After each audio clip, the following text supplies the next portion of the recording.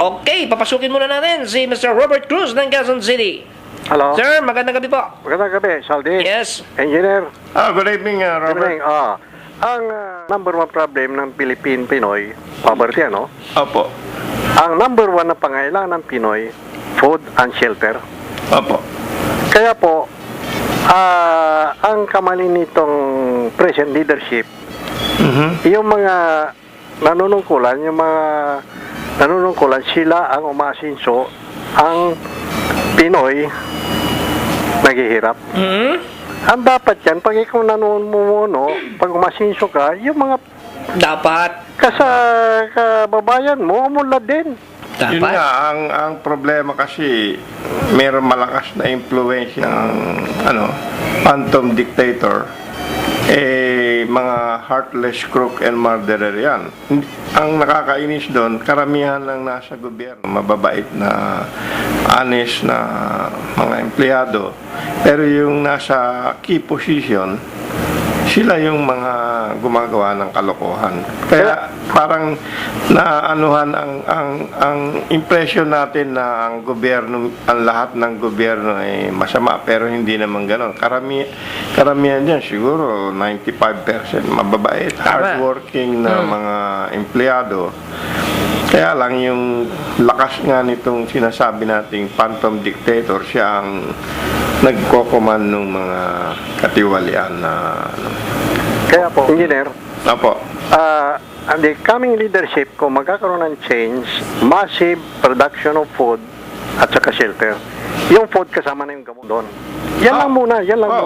Hindi, yung sa nakita po namin, yung Lablan City, ang magic bullet talaga natin dahil ang forte natin, marami tayong talent sa education, marami tayong talent sa medical field, tapos yung mga natural resources natin. Yun ang, siyempre kung ano yung asset mo, yun ang kikita para sa'yo. Kaya po, we focus on massive production of food, kasamang gamot yan, and massive production of shelter because basic na ang Pinoy para mabuhay ng maayos ng konti. Yan lang muna. Then, yung mga secondary, gawin ng pamahalaan susunod. That is the basic solution to a basic problem.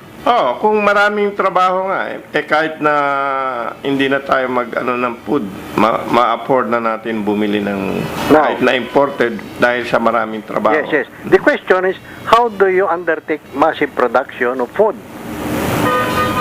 Gumawa tayo ng massive irrigation by building hydro, electric. Mga kanyan, ibig sabihin mag-produce ng irrigation. At yung shelter, siyempre, ang mga tao madi-deploy sa mga areas na palagay natin i-develop na mga areas. So, magkaroon na ng shelter ng mga tao na pupunta doon. That should be the focus of the coming leadership para ang Pinoy makakitibawas ng konti. Thank you very much.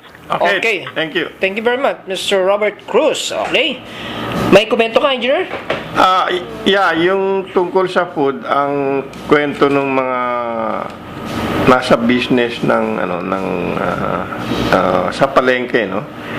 Sabi nila ang isang malaking problema kaya nagiging mahal ang pagkain natin. Andiyan yung maraming andiyan yung maraming product, no? Pero bago makarating dito sa palengke at may ang dami nilang dadaanan na ibang gastos, yung traffic, yung mga lagay-lagay sa ganon-ganon. Yun ang nagpamahal tuloy ng produkto nila. Kaya kung walang corruption tsaka malaki mababawas. And then maraming food. Pero actually talaga marami daw food na harvest. Ang nagpapamahal yung problema sa transportation tsaka yung mga corruption tsaka Yun ang sabi ng mga nandun sa palengke. Tsaka sa palengke, ang dami nabubulok na prutas, yun nga. na nabubulok na gulay, di ba? Sayang. Kasi sa mahal eh. Hindi ganong binibili. Hindi, no? kasi Yun na nga. yung Maraming dilemma kotong. nila, hinahabol din nila yung expense nila Yeah. sa transportation, saka dun sa mga lagay-lagay dun sa ano. Tama. Okay. So, pasukin naman natin si Mr. Tony Bebas ng Quezon City. Sir Tony, magandang gabi. Gandang gabi, Salday. Yes. Good evening, Sir Tony. Good evening, engineer. Ang kuan dito, ang kailangan dito sa Lablan City. Lablan City. Opo. Kailangan ito kailangan may ang number one factor dito, kailangan sufficient budget. How will be the kasi financer? hindi po kasi foreigner po ang magbabudget niyan, hindi ang Philippine government o hindi ang Filipino people. Ang gagawin lang ng gobyerno, tanggalin yung restrictive batas nila na para makapasok ang mga foreigner, kailangan pa nila makipartner ng local na mga tao. Yun lang ang kailangan tanggalin. Tapos, foreigner na lahat ang gagastos niyan. Next session, i-explain namin sa inyo po yung financing ng Lablan City. Ibig sabihin nito, yung mga investor na foreigners, bibili sila ng lupain, malalawak na lupain sa Pilipinas. Sila rin gagawa ng building. Sila ang gagawa ng building, sila ang gagawa ng production, factory. Hindi factory, school, hospital, medical, business, tsaka entertainment. Para yung ibang tao sa iba-ibang bahagi ng mundo, papadala nila mga anak nila rito para mag-aral. Tapos yung mga may problema sa kalusugan, pupunta rito para magpagamot kasi mas mura tayo. Nakabakasyon pa sila. Ngayon, nangyayari na konti yan. Marami nang umuwi rito. Nakita nila na lumalabas pang libre yung hotel nila, tsaka yung pamasahe nila, tsaka yung good time nila. Dahil mura ang magawa ng ipin o magpa-plastic surgery o magpa-opera ng mga ibang problema.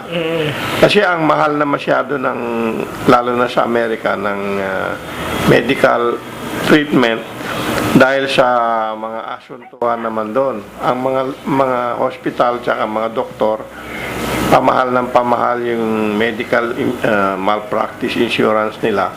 Kaya napakamahal na gumamit ng anything sa medical field. Tayo wala nun, kaya malaki ang advantage natin sa pagmura ng cost ng medical treatment dito.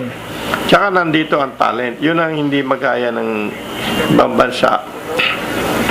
Kahit na yung Korea, meron silang parang Lablan City, pero wala silang talent sa medical tsaka sa education.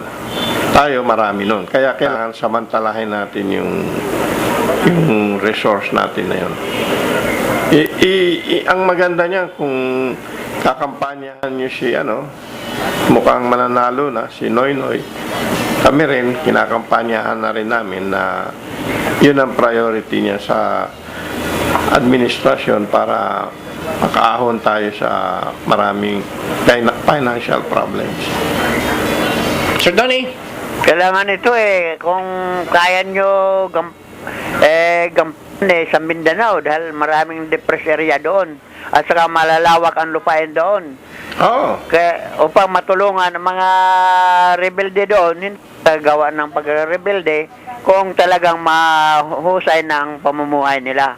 Maraming salamat. Thank you. Okay, maraming salamat, Sir Tony Bebas. Okay, napapabalik tayo sa Lablan City. Pero magkaganon, okay lang yan dahil it's a part of our of your advocates, advocacies. Okay.